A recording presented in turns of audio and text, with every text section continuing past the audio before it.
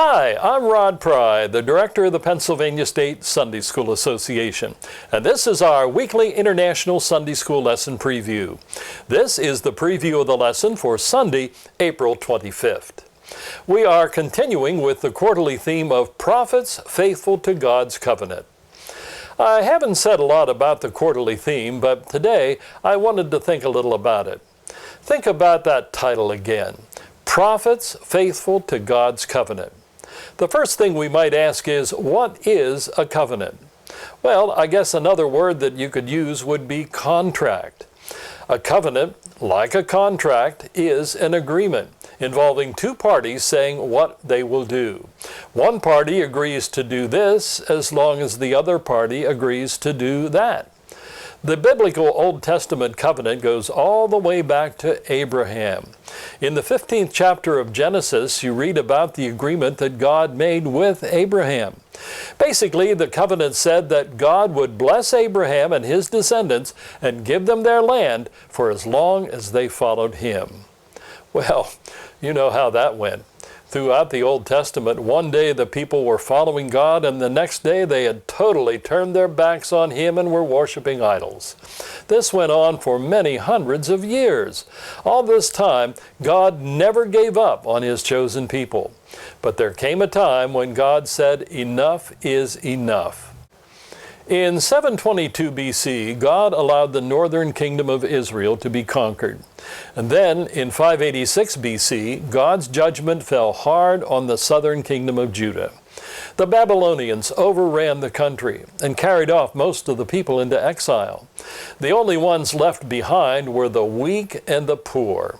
Judah and Jerusalem had been conquered, and the country was totally destroyed. And that brings us to today's lesson entitled, The Nation's Plea. Before we continue, I wanted to ask you a question. If you had to rate all of the books of the Bible, which ones were your favorite, which ones were the most helpful to you, had the most meaning, and so on, how would you list them? In what order would you list them from your favorite down to your least favorite? I'm not exactly sure what most people would list as their favorites, probably one of the Gospels, but I'm pretty sure that way down near the bottom of the list would be the Old Testament book of Lamentations. That book is a real, as the kids used to say, downer. It's depressing, but like the book or not, God allowed it to be placed in the Bible, and He wants us to learn from it. And that's where this week's lesson comes from, too. What do we know about the book of Lamentations? We think it was written by the prophet Jeremiah, and much of the book, 4 of the 5 chapters, are written in an acrostic form.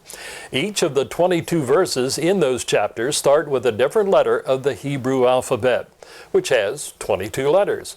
What to us would be A, B, C, D, and so on. This week's lesson includes the 22 verses of the 5th chapter of the book. The name Lamentations obviously is associated with our word lament, which means to express grief for or to mourn for. And boy, is this book filled with a lot of lamenting.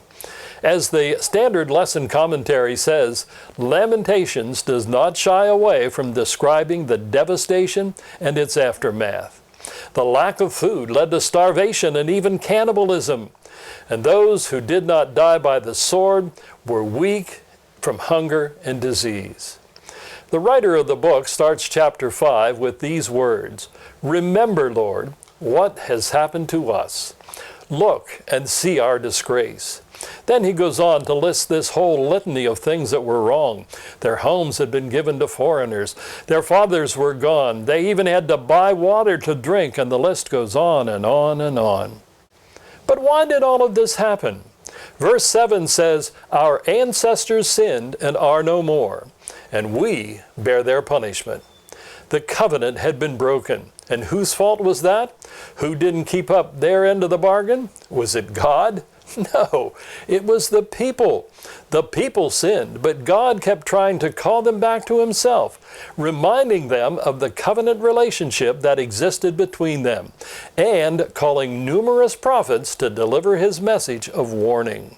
But there came a point when God's judgment had to come. In the last two verses of the chapter, we see this plea from Jeremiah. Restore us to yourself, Lord, that we may return. Renew our days as of old, unless you have utterly rejected us and are angry with us beyond measure. Listen to those words again. Restore us to yourself, Lord, that we may return. Renew our days as of old, unless you have utterly rejected us and are angry with us beyond measure.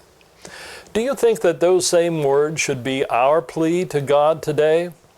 Over the past year, I've heard a lot of discussion and questions about the coronavirus pandemic.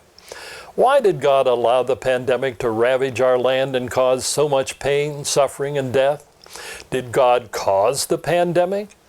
Is He punishing us as a nation for our sin and unbelief? Is He trying to call us back to Himself? I don't believe that God causes things like a pandemic, but I do believe that He can use such things to get our attention and to get us back on the right track.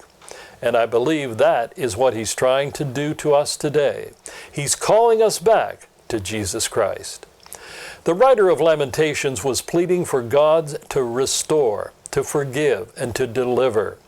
And yes, I think that that should be our prayer today as well. I'm Rod Pry for the Pennsylvania State Sunday School Association. Thank you for being with me today. I hope to see you again next week.